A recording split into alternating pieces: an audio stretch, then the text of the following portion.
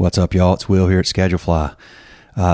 Really happy that we had an opportunity to speak with Sam Sameni today. Sam's been a longtime customer of Schedulefly and a longtime supporter. I've spoken to him many times over the years. Always a cool guy and always fun to talk to, and just a good dude. And he started out at age 19, a couple of decades ago, sort of a last second opportunity to basically throw on a security shirt and be a bouncer at a nightclub one night when he was 19. And now here we are, a little over 20 years later. He and his business partner have the Sameni Group, S-A-M-E-N-I. So if you go to Sameni Companies, S-A-M-E-N-I, SameniCompanies.com, you'll see all the various businesses that they have and that they run very successfully down in Dallas. And Sam and I had a wonderful conversation. Super dude, very genuine, very down to earth, very authentic, humble, and just has a lot of business savvy. So I really enjoyed having this opportunity. I know you enjoy listening to Sam. And once again, we don't have sponsors. We are the sponsor, Schedulefly. We have a very simple, easy restaurant employee scheduling software, web-based, and we take great care of our customers. If that sounds like something that might be interesting, check us out at schedulefly.com. Hey, thank y'all for listening. Appreciate you. Take care. Have a good one. Oh, by the way, if you have a moment, rate the podcast. And every time we get a rating, it helps us out in a lot of ways. So thank you so much. Will, how are you, brother? Oh, man. Sam, I'm great. Good to see you. Likewise, buddy. You doing all right? Doing well, man. Thank you for taking the time to do this today. Yeah, my pleasure, man. Happy to do it. I tell you what, do me a favor, Sam, just introduce yourself. So my name is Sam Sameni. I own SS Hospitality Group along with my business partner. We own and operate 11 restaurant and hospitality venues in Texas. In addition to our venues, we own another company that puts on large-scale festivals. So we do margarita festivals, taco festivals, different festivals kind of targeting our usual kind of customer base. We have another venture where we import a lot of nightlife supplies, and we wholesale those out to different either businesses or distributors, etc. So pretty busy.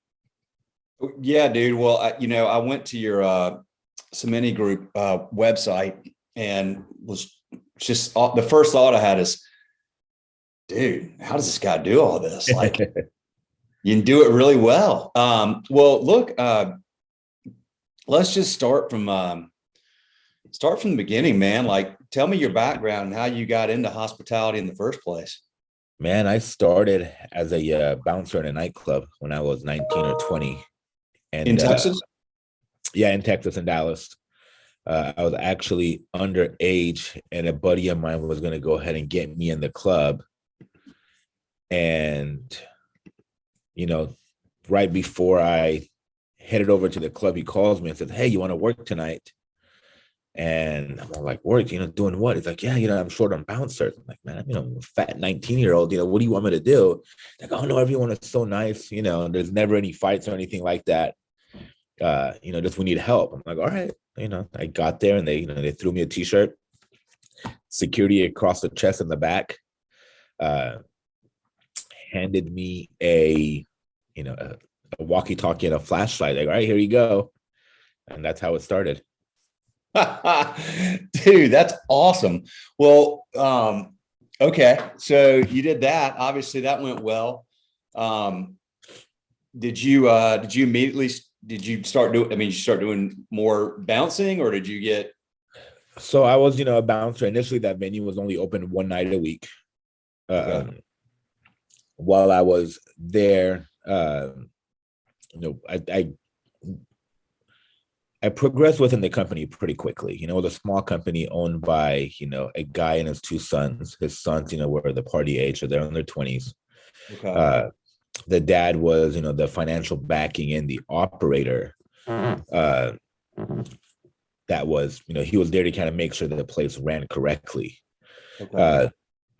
Just go in early, stay late, kind of help the father kind of operate the business, I started making $60 an hour for 6 hours, because we were open from 10 p.m. to 4 a.m. at the time. And, I would go early. I'd go in at 8 o'clock and help the dad set everything up. After close, all my colleagues and all my, friends, the other bouncers, they would leave and go to after hours. But I would just stay back and help the dad close up shop. I would kind of follow him and watch him, close the registers. Back then this had the manual cash registers, and you had to take a key to each one and turn it to the Z and pull the Z report. Yeah. So did that with him for a while and kind of just learned the ins and outs. And when it was time for them to bring on a manager, I was just the natural choice. It made sense. So from there, I kind of got promoted to an assistant floor manager and worked my way up. I ended up adding different nights to the club. We did an Asian party on a Friday night, that went really well. Like, man, we need to do this all the time. So I went and talked to the promoters. I'm all like, hey, we should do this more often. So then at that point, we started having a Friday and a Saturday. And I just worked, it wasn't always busy and fun. You take your highs with your lows and your lows with your highs. So, well, man, what you said is like, that's the difference to me a lot of times that separates people that, wind up being successful, particularly entrepreneurs. You came in early and you stayed late, and everybody else, you said, went out. And that's what you do when you were 19, 20 years old. Like, what are you going to do? You're going to go out and party. That's, but you wanted to understand the business, and whether it was, deliberate or just how you're wired, you're coming in early and staying late like that to set yourself up.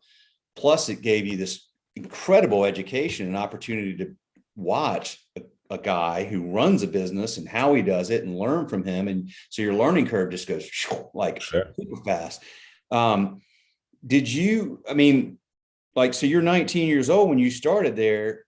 Are you from a background of entrepreneurs and business owners? Or? Yeah, well, both my parents are entrepreneurs, business owners. They're both in the fashion field. Okay. So they had boutiques. My mom was a fashion designer. Yeah. So I've seen them kind of work for their pay, since I was a child. Yeah. I remember I was at 4 or 5, and we lived in France at the time, but we would hop on the train and we'd go to Italy to go look at fabric manufacturers. And props to my parents, because they would always bring me along with them no matter where it was. So if it was, we're going to a factory to look at fabric, or I remember Paris fashion shows, and I was the kid running around the showroom, right, watching my parents set up. Okay. So I think that hustle kind of gets instilled in you from a young age, where you see that you got to work for it. Yeah, you really do. It is a hustle, and it's a grind. And like you said, there's, you hear all these stories, or you read books, or you hear all the positive things that have happened to somebody that's been successful, or the fun stuff. But the reality is, it's a lonely road. It's hard. There's a lot of stress, and it's comes back to you. In the end of the day, it's a big burden to bear.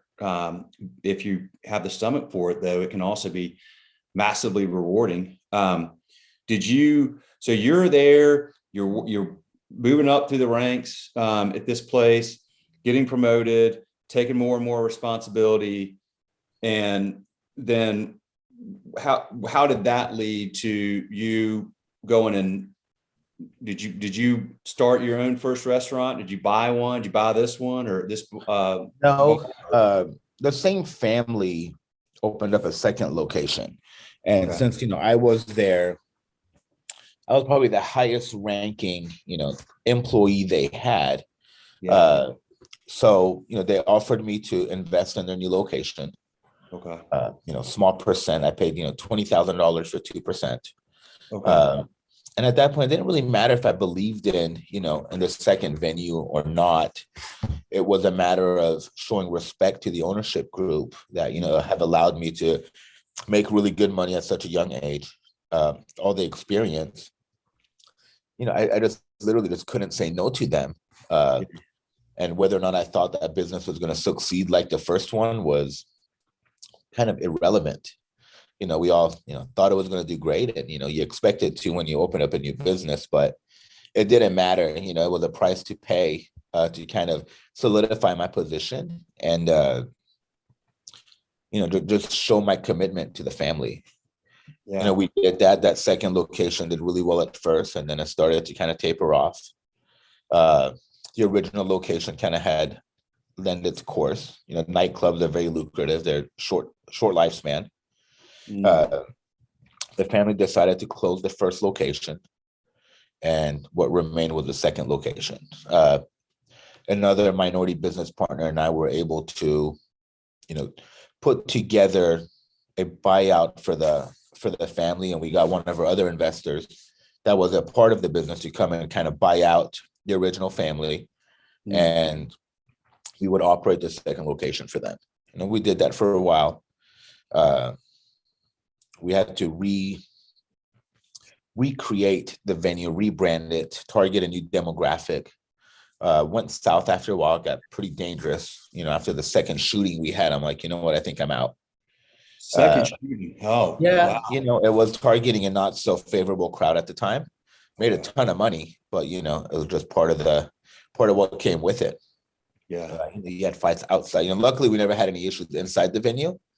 But outside, we would, it's interesting because, after the second or third month we were open, I remember every time we'd have a fight inside, I remember this one guy that was standing in the corner and he just, he knew everything that was going on. So I went up to him, introduced myself, and I'm like, hey man, I know you're connected. I know you see what's going on.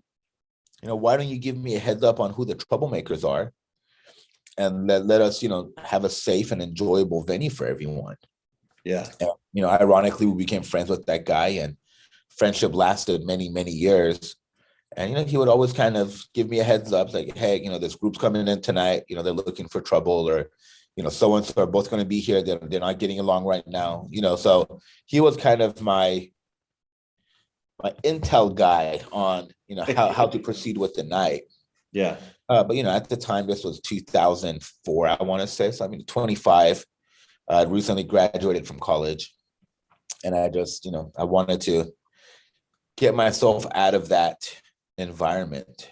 And I did, that I took a step back in my first weekend off in, 6 years. I go out with a group of friends and go to a friend's new nightclub. I walk in there, and, the service was subpar. I asked the guy, I'm like, hey, Tommy, who's your VIP manager here? It took us 20 minutes to get a bottle out. I'm like, oh, VIP manager, what's that? So he brought me on board as a consultant to, help train his staff to improve service and efficiencies. After my contract was up, he asked me to stay on full time. I was hesitant, but, it made financial sense. I was making more consulting or helping them run their VIPs 2 nights a week than I was, full time with a corporate job with a really good degree from a really good university.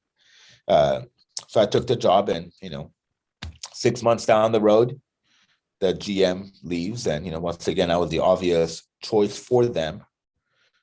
They offered me the GM position. I had a stipulation, like, I'll do it, but I want to be able to close this down in a year or so, rebrand it, rename it, and open it up as a new venue. And I want ownership stake in it. And they obliged, and we did that. So you went to college. Did you go to college down there? Yeah, I went to SMU, Southern Methodist University, out here in Dallas. Wow. Great school. So you go there. What did you major in there? Finance. Okay. Got it. I had an academic scholarship to go there. My junior year is when I start bouncing at the nightclub. So I'm, living a double life. I'm managing a nightclub, working at a nightclub at nighttime. The next morning, I go to school, and, everyone at SMU is in a fraternity or sorority. It's a very clean cut, Greek style university. And there I am, back then it says, 2001, 2000, we all had these really long sideburns, we had these chops and, crazy hair. I mean, it was just, the nightclub that we were managing and operating was a very, rock star lifestyle. Yeah, for sure. There I am at Yeah, SMU. you stood out at SMU, dude. I know that. Yeah, so it's interesting kind of living that double life. Uh, I had some really good corporate jobs, and I did both the corporate stuff and the nightlife stuff for, gosh, I want to say 5 years. And finally, I just burnt out and I just couldn't do both anymore. What about the corporate world attracted you? I'm so fascinated with the intersection of, higher education and corporate America and entrepreneurship. I mean, I'm sure that getting a finance degree has been very helpful in running a business, but I'm actually surprised a little bit that you doing what you were doing, although you said you got an academic scholarship, you were a super smart dude, but did you feel that pull early? I mean, was the corporate world just the safety and security of a paycheck, or like, how did you wind up there? I think growing up and seeing my parents kind of go through the struggles that most entrepreneurs see, it's not really something I wanted for myself. I thought, I'd graduate with a good degree. I would graduate making 80,000 a year, which is just, I have no idea where I got that number from. Something in my mind kind of gave me this idea. I think I read it in a book or something that, you graduate and, your first job, you make 80K a year.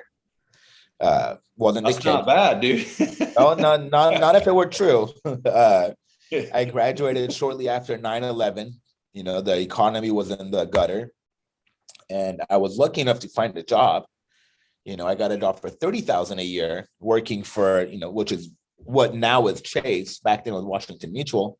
Yeah. And, I'm making 30K a year, and my first paycheck for 2 weeks was less than I would make on a Thursday at the club, because I was working. I would make a lot of tips at that venue. I get my first paycheck and I chuckle to myself. Guy next to me like, "What's funny?" I'm like, "I literally made more than this last night." Right. After all the taxes and everything come out, you're like, oh, 30K doesn't go very far, does it? Yeah. But I think I learned discipline and how to work a system at college. I don't know if I used anything I actually learned in a physics class. But I think the education allowed me to get good corporate jobs. And those corporate jobs, especially two of them, I worked for Gold Gem Corporate in the mergers and acquisitions department. And my boss was awesome. He was an Excel whiz, taught me a ton about Excel and taught me a ton about profit and loss statements and forecasting and all that. Yeah. And then I had another corporate job, which I did franchise finance for Pizza Hut corporate. And, that correlates most closely to what I do now, because, I would review profit and loss statements for restaurants who weren't paying the royalties. Corporate was the first person that stopped paying. Yeah. And it would end up on my desk, and I look over and I'm like, why isn't this guy paying royalties? He owns 55 restaurants in New Orleans.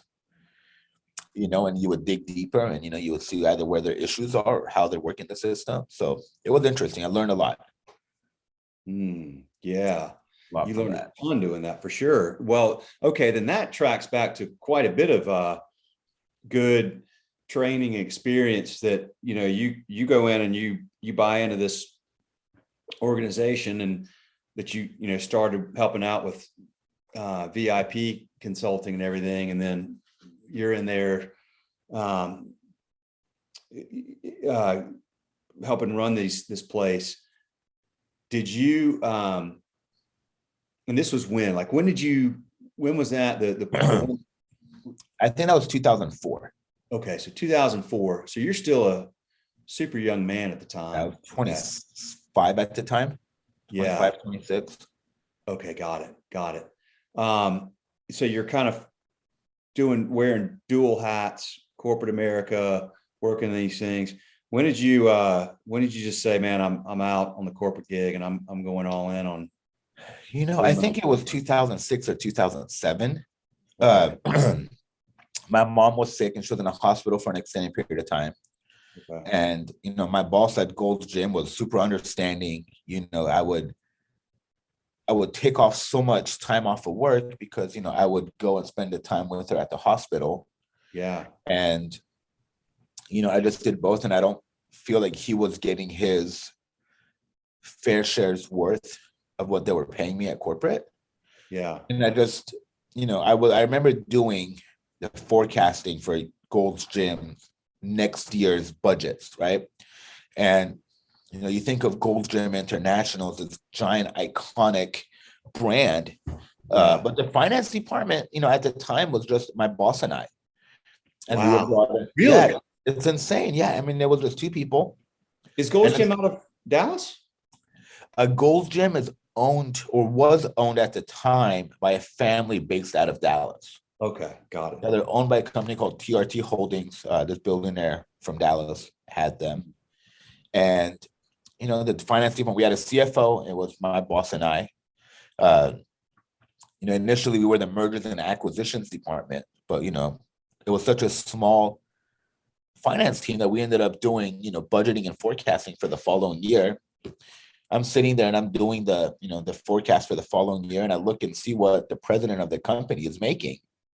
I'm like, man, that's really good money, but that's not really good money considering, that's the guy at the very top of this mountain, and right on the ground level, you're competing with hundreds, if not thousands of people to get to that position. It'll take you 20 years from where I was at least to get to, a CEO position. Yeah. And making what he was making, although it's a great living, it's just not what you would think. Now, I was naive enough I didn't understand, the stock options or the bonuses that, that would probably double, triple, or quadruple his earnings. Right. But looking at the salary, I'm like, man, that's not as much as you would think, Yeah. So that kind of got stuck in the back of my head. I'm all like, is it worth putting in 30 years fighting, all these people in corporate to get to that position? I don't know.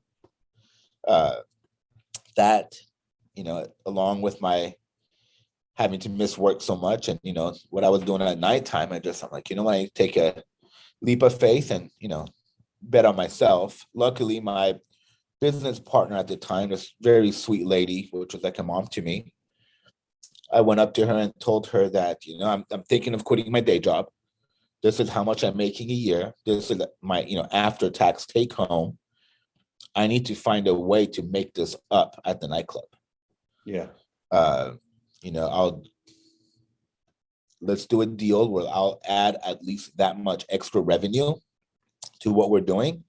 And the first, I think it was 4,000 goes back to me off the top. She said, okay, no problem, whatever you want. And that's what I did. So the next morning I woke up early, put in my notice. Then after that, I started working on the club stuff. I'm like, all right, this month I need to make at least 10 grand extra in revenue at the nightclub. So I would feel okay taking the first 4K off the top for myself to make up for what I was taking home from Gold's Gym. And, it's a hustle mentality. You start getting creative on how to make an extra, 5,000 here, an extra 4,000 there, you get there. So you were in a situation where you had to figure it out and you were focused, and, that's a good situation to be in, and because you kind of didn't have a choice. So, they say desperation is the mother of all invention. Not that you were desperate, but certainly you were in a situation where you left your safety blanket, and went after it. I love that, man. And the focus too, because now you're locked in and you're 100% focused, and not having, trying to balance those two things with the amount of experience and energy that you have. Probably, I would guess you figured that 10,000 out pretty fast, and you're from there on, I would imagine things took off fairly quickly for you. Yeah. We've had our downfalls as well. I invested and created and opened up a I don't want to call it a fine dining restaurant, but an upscale restaurant. And, I was going to do an upscale restaurant and lounge concept. Was expecting it to be a nightclub for grownups, divorcees, hired, disposable income, not as much competition where you have to go out and fight for the same, 2,000-3,000 people that go out every weekend. Yeah. and it failed miserably. You know, we lost a ton of money. Uh, you know, that's ironically, I learned the most from that failing concept. And, you know, you learn what to do and what not to do for the future. But, Yes. you know, it was a very dark few years business wise. When was that? 2010 through the end of 2013. Well, you know, that's right, man. My grandfather he used to say the best wit bought wit. Yep. I mean, like you know, that's where you're going to get your, you know, learn your best lessons and your get your best wisdom is through having those failures. And man, it's part of, you know, start being an entrepreneur. I mean, you almost, in some ways, you don't want to welcome failure, but you do. It helps you narrow down. Okay, I had this, like that doesn't work, no problem, because now I know, like, I won't ever spend any energy trying that again. And now you just keep narrowing down like what you're really good at, and you've gotten there now through, you know, a decade after that. But you narrow down, okay, these are the things I know we can do and we can do well, and then now we can replicate that over and over. And that's, man, I love that, dude. I love your story. I love the and the fact that you've gone from that to now I mean, you got a heck of a business you're running there. You must have a lot of good people helping you. Yeah, we have a really good team. I have a great business partner right now that, you know, he's like a brother, and, you know, we complement each other's skill set. We're very different people. Yeah. You know, the core, we have the same values, which I think are key. Yeah. We're both family guys. We both have wives and kids. And, you know, at the end of the day, for us, the goal is to create something that's long-standing, and it's a business. Yeah. Most people in my profession, especially on the nightclub side, you know, they get in it for the wrong reasons. You know, they get in it to party, or the girls, or the drinking. You know, it's a fun job, you know. So for us, we actually treat it like a business. You know, if it doesn't make dollars, it just doesn't make sense. Yeah. And my partner is great at kind of, for him, everything is very black and white, and it's all about the dollars and cents. I get carried away sometimes with, oh no, it's good for branding and marketing, and, you know, it's this and that. He's very blunt when it comes down to, like, it's just not worth the money, and it's not gonna, you know, we're not gonna have anything to take home from this idea. So, you know, he just doesn't believe in some of them, and, you know, sometimes we'll go to bat, and like every good partnership, we've learned to give and take. Yeah. Sometimes if you see them super passionate on something, no matter how stupid the idea is, he'll fully support it. And vice versa. You know, sometimes I'll really want to do something and he'll just be against it. Yeah. And although I deep down I really want to do it, I'll just kind of like, you know what? Okay, that's fine. You know, you're more passionate than I am about it, so we'll go with your gut on this one. Well, it's an important part of partnership for sure. Any business partnership, you've got to have, you know, knowing your own strengths and weaknesses, being self-aware enough to know the things you're not good at, finding people that, you know, have those strengths, and you all have that good balance of, like, the creative and the idea side coming from you, and then the data and the you know, the no nonsense black and white analytical side. So and you probably get a lot of where he comes at it from just doing all the financial planning you've done in the past, I would imagine. And yeah, I mean, it makes sense. You know, for example, there was a location we looked at, and, you know, we started negotiating the lease. You know, the location I very strongly believed in. And, you know, I had my blinders on how much it's actually going to cost, not just to open it, but the monthly expenses in order for that place to be able to sustain itself. And I'm just looking at, you know, I'm looking at the upside and how much revenue we can bring in. yeah. And, you know, give time, like, you know, your rent is just too expensive here. And I'm just blinded by, I'm blinded by all that. I'm like, well, no, but we can make this much money. And, you know, he's all like, well, what if you have 3 bad months? You know, your break even is so high here that it may not make sense. Yeah. It just doesn't make sense, you know. And for me, I'm like, oh, but, you know, but the good months, you know, and back and forth. And finally, he just said, like, hey, you know what? I just have a bad feeling about it. And the second he said that, I'm like, all right, I respect that. We'll back off. Good. At that point, well, if you really want to do it, we can do it. I'm like, no, if your gut's telling you no, we're going to roll with that. So good, man. You got good trust for each other. That's yeah. such a hard thing to find. And we feel so lucky here at Schedule Fly because for 15 years now, we've learned to rely on each other, trust each other. And it's, and then you look around, you see a lot of business people where the business has tough times and things, come apart, or somebody wants to go one way, somebody wants to go the other. And it's tough. So it's a big part of building a successful business. And you have done that well, man. So you've got all these places now, and then you said you're importing. Tell me about that. It's funny. So, in the nightclub world and bottle service, there's this thing called confetti poppers.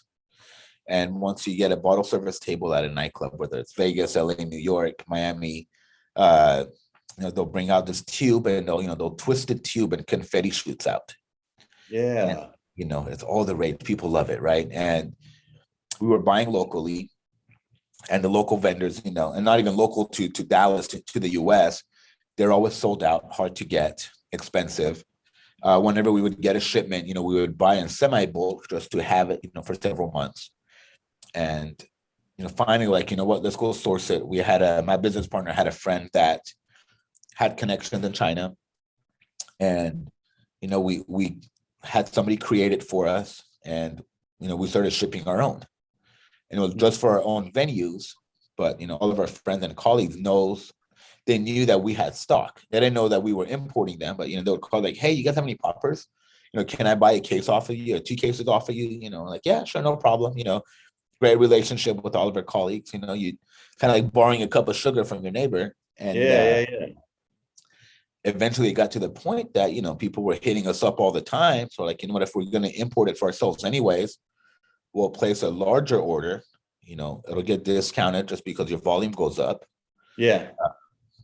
So we started doing that, and my business partner, he's been passionate about this, and it's really grown into something special. The few key items that we import, mostly for nightclub related stuff, but it's interesting. I mean, he just created that business on a whim from literally nothing, and now it's it's a huge part of our company, which is nice. So awesome, man. How many people do y'all employ? You tell me. Yeah, I know. I could. No, I'm joking. I think overall with independent contractors, company-wide, I think we have about 340, 360 employees. So a little more. That's a lot of people, you have a responsibility for. And then 2 years ago, everything shut down, man. Tell me about y'all's experience through COVID and what that meant to the business and your team. You wake up one day, and at the time we had 7 locations. You wake up and all 7 locations are closed. Yeah. And you think what to do. And, we were mandated to close down.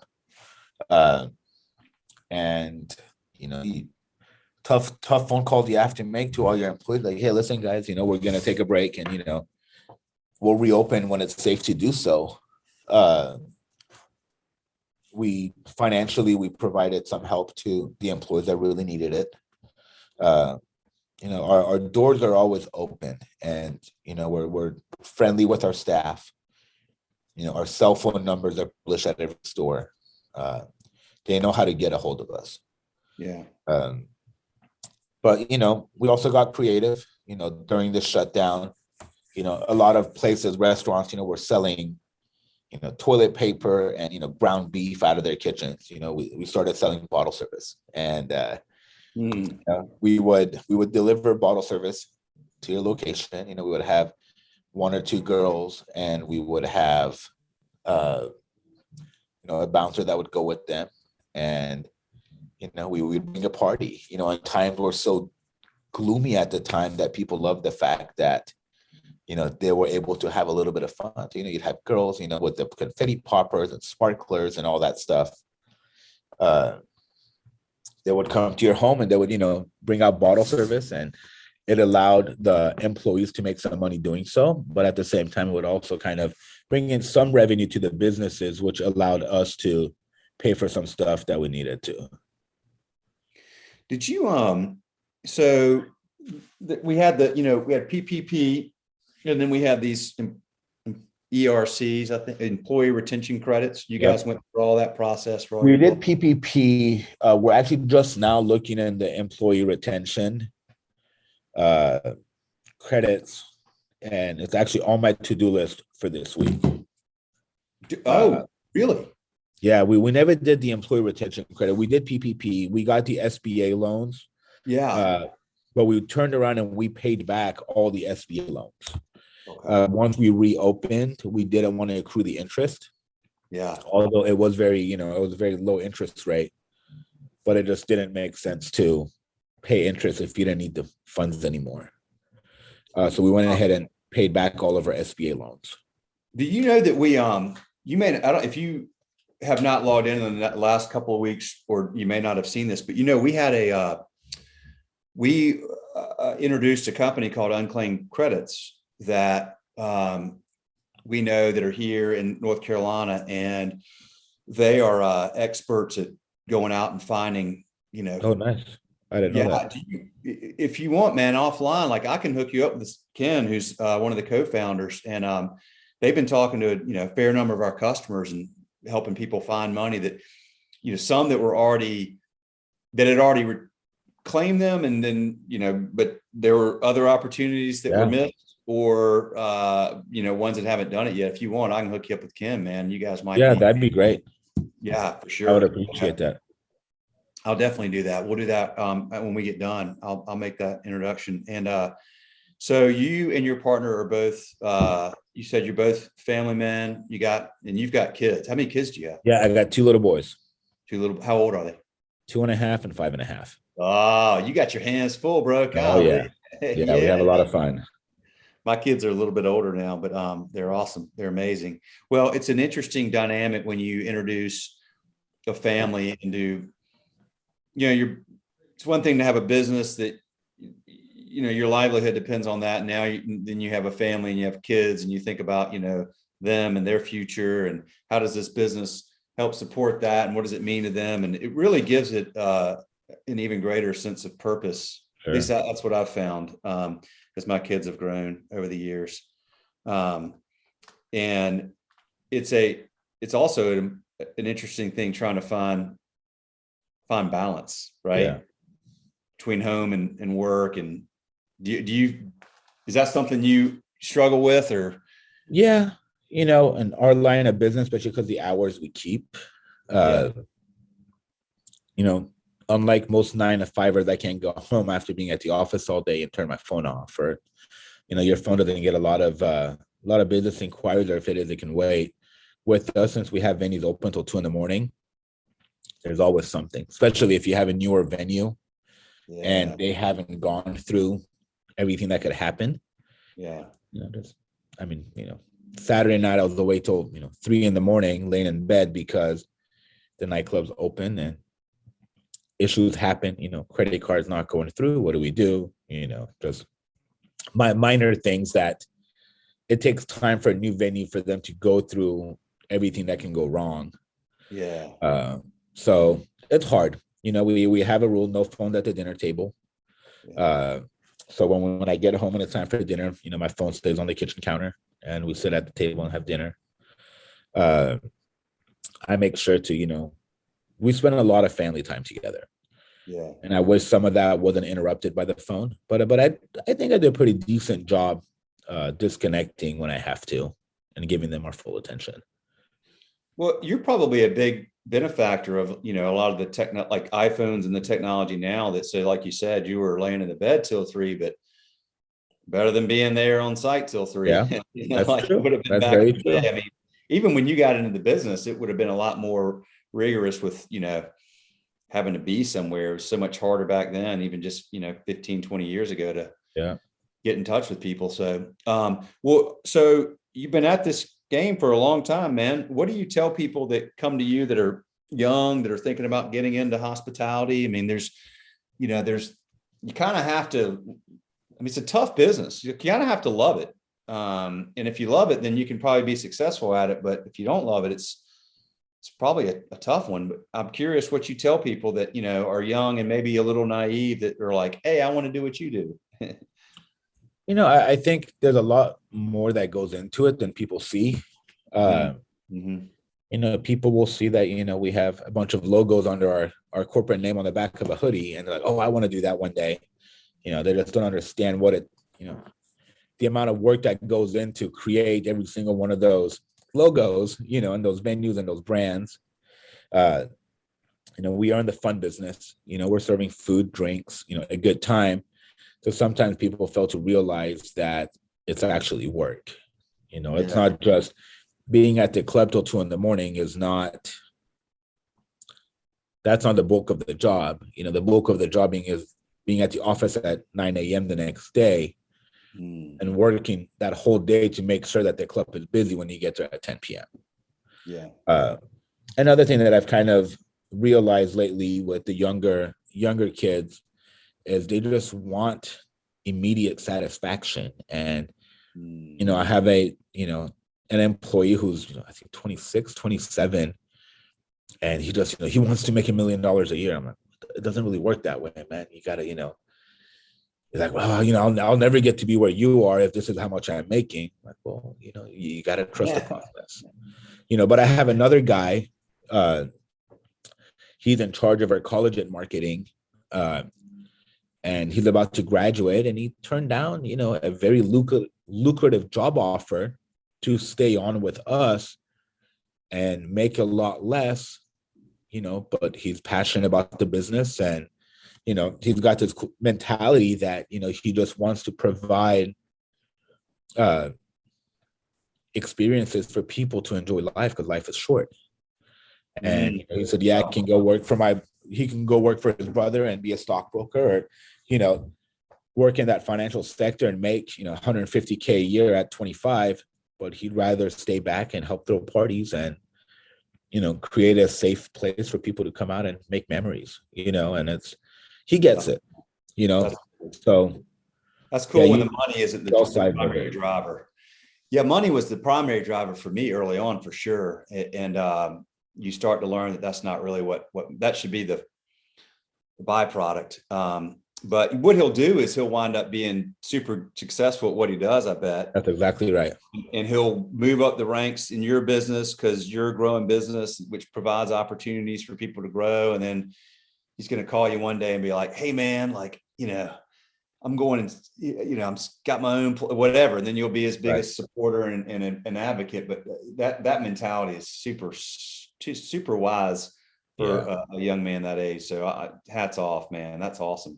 Yeah. And the other one, if he wants to make them, like, you know, maybe he will, but he better, you know, it's a lot of rolling up the sleeves and it sounds glamorous, but man, it is a hard, tough road to haul to get there. Which is why so few people do, because people give up on that. It's hard for a long, long time. And a lot of people just don't have the stamina and, you know, long-term vision. And it's not an easy it's not an easy road to hoe, for sure. No, definitely not. Well, dude, I'm so glad that we got to talk. I'm glad I got to, you know, one of the things that's come out of this whole COVID mess that I have enjoyed is that Zoom is, you know, it's just become a common thing, or you know, some version of it or whatever. So it's really nice because we're so disconnected. You know, I mean, people are using our software and we try to take great care of them, and, you know, it's a subscription thing, and we don't, you know, it's just, I mean, I've been doing the podcast for a long time solely for the reason of just being able to talk to people, but now being able to see people. Yeah, it's so awesome. Cool, man. It's just you know, it's the closest we'll get to connecting, unless, you know, next time I'm in Dallas, whenever that may be, I'm obviously going to be calling you. But I appreciate this, man. I really enjoyed it a lot. Well, thank you so much, man, and appreciate all you guys' support. We love using ScheduleFly, and, you know, I think we've been with you guys since 2013, 14. It's been a long time. Yeah, long time, and we appreciate it, man. And you and I have talked many times. I'm glad we got a chance to kind of more formally meet. And I'm going to. I got a box of hats and socks I'm going to shoot down to you. I appreciate it, man. Thank you so much. Yeah, for sure. For sure. Sam, I will, I'm going to follow up and I'll get you connected with Ken Romley at Unclaimed Credits, and, maybe they can help. Yeah, Hopefully that'd be great. I appreciate it. Okay. All right. Well, thank you so much. Have a good one, man. Enjoy your day, sir. Bye-bye. All right, bye.